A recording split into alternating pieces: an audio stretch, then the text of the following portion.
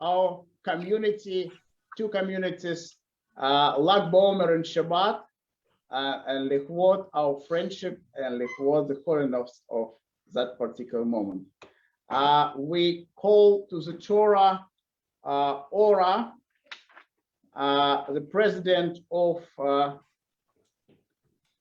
Holy Blossom Temple, and the reading of the Torah will be done by Avra. It's a part of our chapter, and it speaks about counting of Omer. Anyway, 1 sec. Counting of Omer, this is what we do right now. And sometimes we're not just counting of Omer, we're counting of days between Passover and Shavuot, we're counting membership, we're counting those who join us for services, for our program. But it's a commandment that, despite we cannot do it in a full practice as it was commanded, we can count our days, and we can learn how to do counting, not just days, but counting and calculate our future together with our past and our present. President of the Holy Blossom Temple, Avra Rosen, we welcome you to our congregation. We're proud of you to read the Torah, to say blessing before, after that, and please start blessing before, then reading, and then blessing after Torah. Baruch et Adonai Hamvorach. Baruch Adonai Hamvorach leolam vaed. Baruch Adonai Hamvorach leolam vaed. Baruch atah Adonai Eloheinu melech haolam asher bachar banu mikol ha'amim ve'natan lanu et Torato. Baruch atah Adonai noten haTorah. Amen.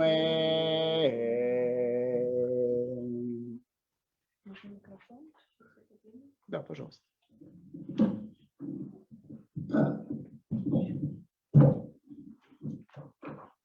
Понимаете.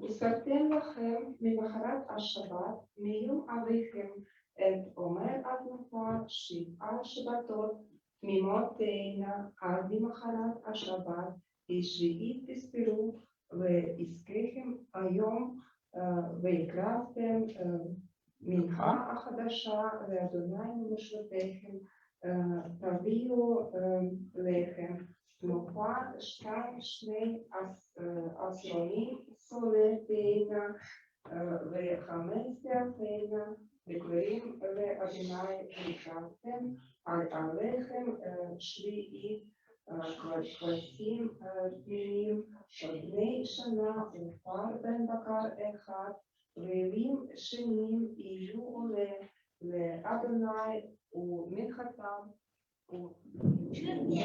ונזקיכם איש ריח ניחוח לאדוני עשיתם עזים אחד לחטאת ושני כבשים בני שנה לזבח שלומים והניב והכהן אותם אל הלחם הביקורים ותנופה לפני אדוני על 2 כבשים חודש יהיו לאדוני ולכהן והקרבתם בעצם היום הזה מקרא קודש יהיה לכם כל מלאכת עבודה לתעשו חוקת עולם בכל מושבותיכם לדורותיכם בקוצריכם את קציר ארצכם לא תכלה פאת שדך בקוצריך ולכת קצריך לא תלכת לעני ולגר תעזוב אותם אני אדוני אלוהיכם. Аплодисменты.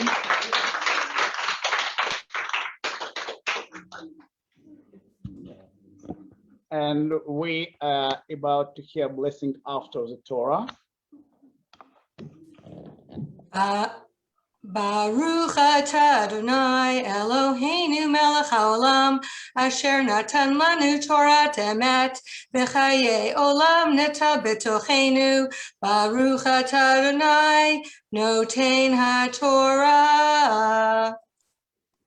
Amen.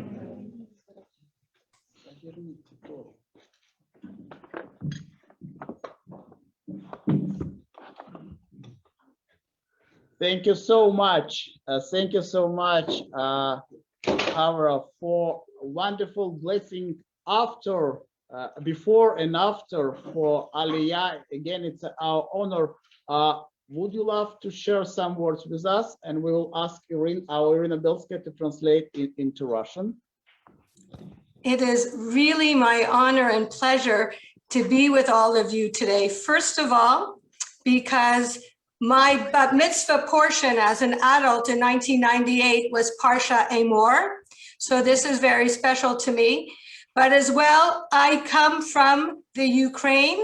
My grandfather in the 1920s escaped from Kiev, holding on to the bottom of a train to escape military service, which was very common for young Jewish men. And he came to Canada, and he always believed that the Russian authorities would come back and find him one day. And he would tell me those stories of what it was like to grow up in Russia, as he called it at the time. I know we're in Belarus and Ukraine, but to him, it was all the same in those days in 1920s. There would not have been a Reform congregation in Belarus. At the time in the 1920s, a woman would not have had a bat mitzvah or have been called to the Torah today to have an aliyah and to make this journey complete almost 100 years from when my grandfather, and I do have relatives in the Ukraine and Belarus. So in honor of my grandfather, Samuel Schneiderman, my pleasure. Thank you so much. Thank you, Avra. Thank you, Aura, for wonderful aliyah and blessing before and after this. On behalf of our union, Religious Union of Progressive Judaism, again, I would like to say, World Union of Progressive Judaism, as Rothschild, all leadership of World Union of Progressive Judaism, first of all, the chair of WPJ, Carol Sterling, who is a member of the Holy Blossom Temple and who is with, she's with us today. Thank you very much, Carol, for joining. We love your quote, like, you know, we most popular country to join. Thank you for that. And we will hear sermon of Rabbi of Holy Blossom Temple, Rabbi Yael Splansky. So, Rabbi Splansky, please share your sermon with us. Перевод проповеди мы после перевода разместим в чатах, так что если вы что-то не поймете, друзья, мы разместим перевод на русский язык обязательно, так что вы все, что было услышано, будет услышано, вы поняли. I just explain in Russian. The translation would be in the chat of a community group, that they will read that and will understand each word. Okay. Very good. I wish I had inherited my grandfather's Russian, but I'm afraid I depend on you to translate these words. Shabbat Shalom, everyone. Thank you, Rabbi Abramovich and President Andrei Doroviv, for the warm welcome. And thank you to the World Union for Progressive Judaism for this great reunion between our two communities. It was really very moving to be together just a few weeks ago when Rabbi Abramovich addressed our congregation in Toronto, and when your cantor and musicians sang an exquisite rendition of Matovu. In fact, our cantors wondered, where can we get the music for that rendition? And although our internet was down that Shabbat morning, and we had to run the entire service through a series of iPhones and laptops, somehow it all came together beautifully, and we felt very close to you. We felt that you were very close by. Kol hakavod once again to Carol Sterling, who is the chair of the World Union for Progressive Judaism and a treasured member of Holy Blossom Temple. Under her leadership, I understand that more than 140 matches have been made for World Union congregations to connect with one another during this very trying year when we aren't able to travel. And so it is good to be back with you again in Minsk. The relationship between Beit Simcha of Minsk and Holy Blossom Temple of Toronto began more than 25 years ago, when Holy Blossom established what we call the Minsk Project. Over the course of a decade, Holy Blossom sent rabbis and lay leaders, including some who are with us now. I see you, Sheila Smolkin. They came to Belarus to lead Pesach Seders and to bring greetings from Canadian Jewry. By the time I came to Belarus with 2 medical missions in the early 2000s, the Minsk Jewish community was already very impressive. I remember, excuse me, I remember we got a tour of the Jewish Community Center, which was brand new and jumping with energy and decorated with IKEA furniture.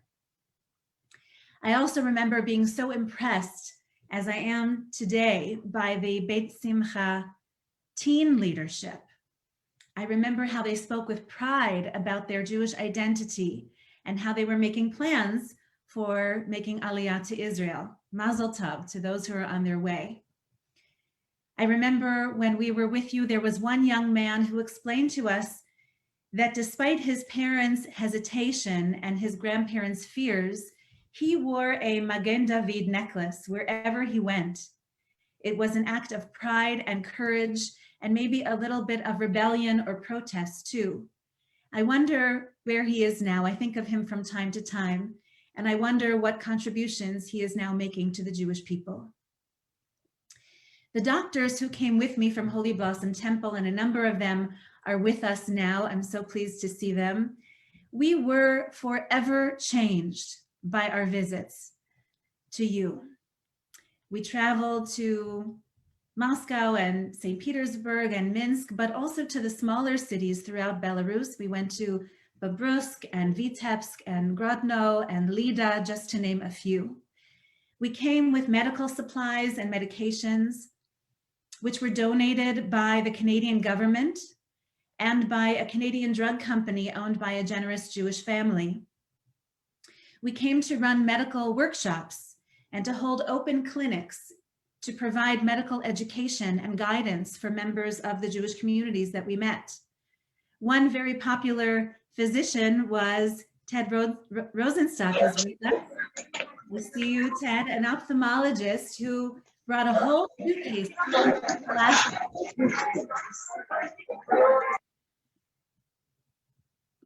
And I remember watching the eyes of children and elders just light up when they were fitted with the perfect lenses. Another very popular physician on our team was a pediatrician who brought children's vitamins and reassured nervous parents that yes, children in Toronto also get belly aches and nosebleeds. And what did I do on this medical mission? I'm just a rabbi. So I brought gifts of Jewish ritual objects, Jewish books, Jewish teaching tools to share with the smaller Jewish communities that we met. I felt like a Jewish Santa Claus, emptying bundles of surprises as we went from town to town. But the truth is, and this is really what I want to say today, while we went thinking that we were the ones traveling so far to bring gifts to our Jewish brothers and sisters, we very quickly realized that we were the receivers, that you were the givers, and that the gifts were yours to give. I'll name just a few of those gifts we received from you. We were humbled by your good hospitality. I remember one extremely kind and generous couple who put out a feast to welcome our group of physicians. We were awestruck by your devotion to Jewish life, by your strong will to reclaim and rebuild what has been lost. We witnessed your young leaders studying Hebrew to prepare for Aliyah, and through tears we saw them wrap themselves up in talitot and sing the prayers, leading with their voices as we hear you and see you again today. We were overcome with emotion to actually see in your faces the faces of our own family and friends. Yours are the faces of mishpacha, of family. And when we would go back to our hotel, we would quietly share stories of our own parents and grandparents and great-grandparents, the remnants of the stories as we receive them, how they immigrated from Eastern Europe and gave up everything for just a ticket to some far off and unknown land. The oldest member of our group was Sarah Pachter, Aleha Shalom. She was the travel agent for our first medical mission and asked if she could join on the second trip. Sarah was already 80 years old, and I frankly was a little bit worried about how it would go. What's so important, I asked her. And Sarah explained that when she was a young girl growing up in Toronto, her parents spoke Yiddish and they didn't read or write English very well. So Sarah said, I was the one to address the envelopes of the letters that my parents would send to their families back in Slonim. And I remember the street name, and I remember the house number. And all my life, I thought if I ever had the chance, I would like to go there and see that place with my own eyes.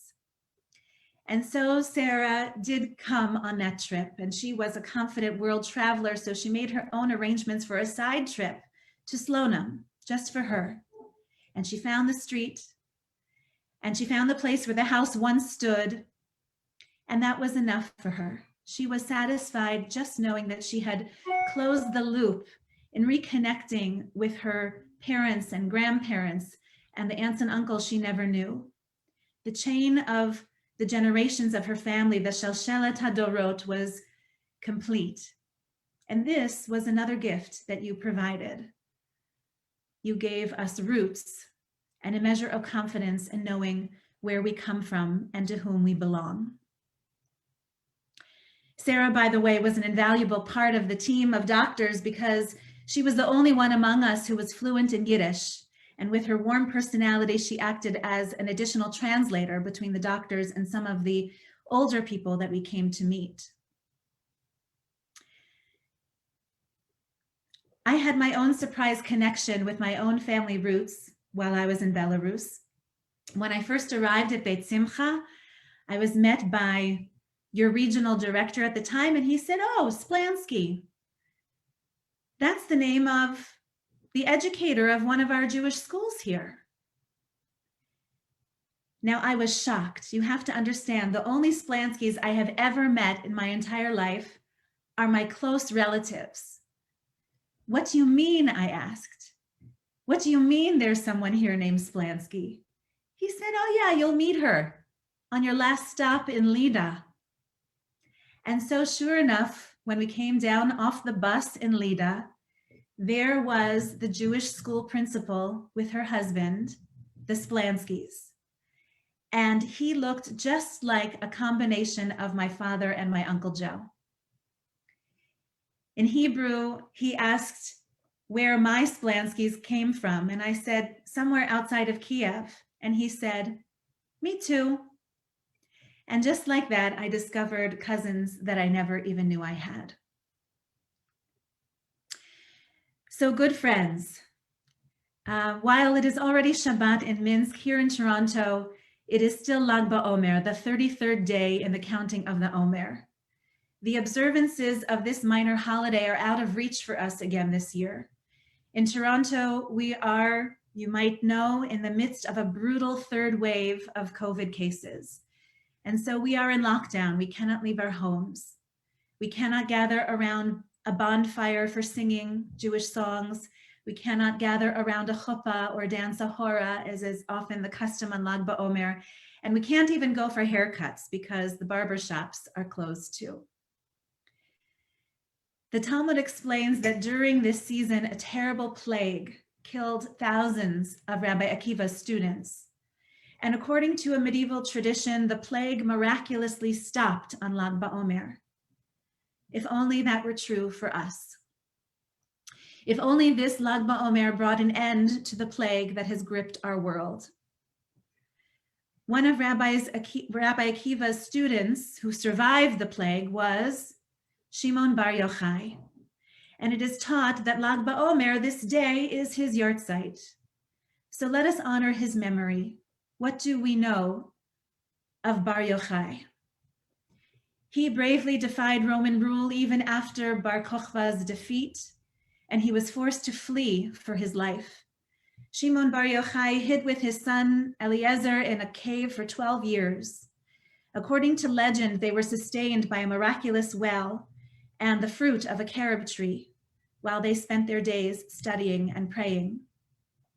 When they finally emerged from the cave, from their isolation, from their lockdown, from their loneliness and solitude, Shimon had some kind of laser eyes that destroyed everything he believed was not true to Torah, not true to the way of life that he understood must be. And so what did God do? God scolded Shimon for being so strict and so rigid and so judgmental of fellow Jews who were simply doing their best to make their way through this complicated world. And so God sent them right back into the cave for another year until Shimon Bar Yochai learned how to be in the world with less judgment, with more compassion, and with greater openness for how Jewish life can evolve and emerge. He had to learn how to be a progressive Reform Jew. We have been living in lockdown, not for 12 years, but for what might feel like 12 years.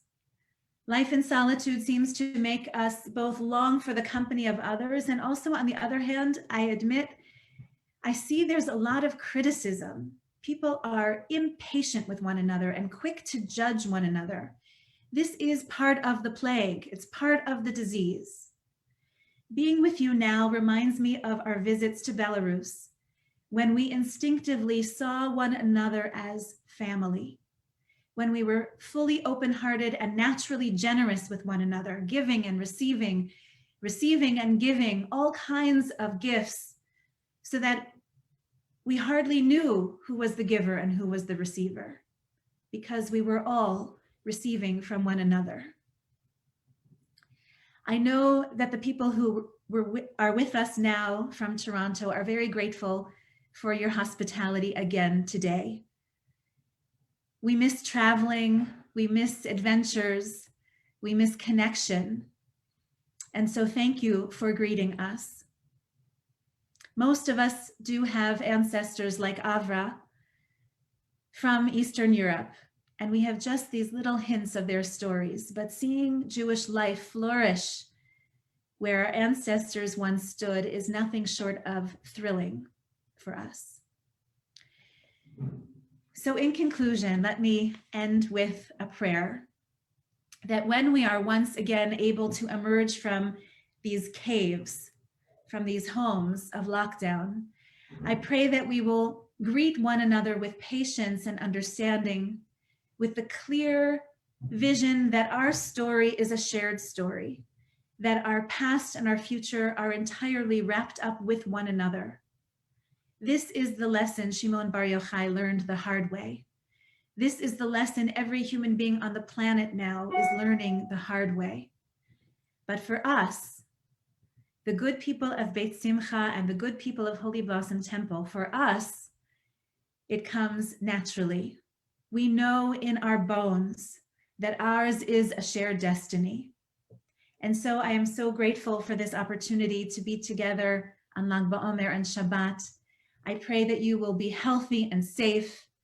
May the plague of our time be checked, bimheira v'yameinu, swiftly and in our own day, so that we will all emerge a little kinder, a little more generous, and a little more ready to call one another family.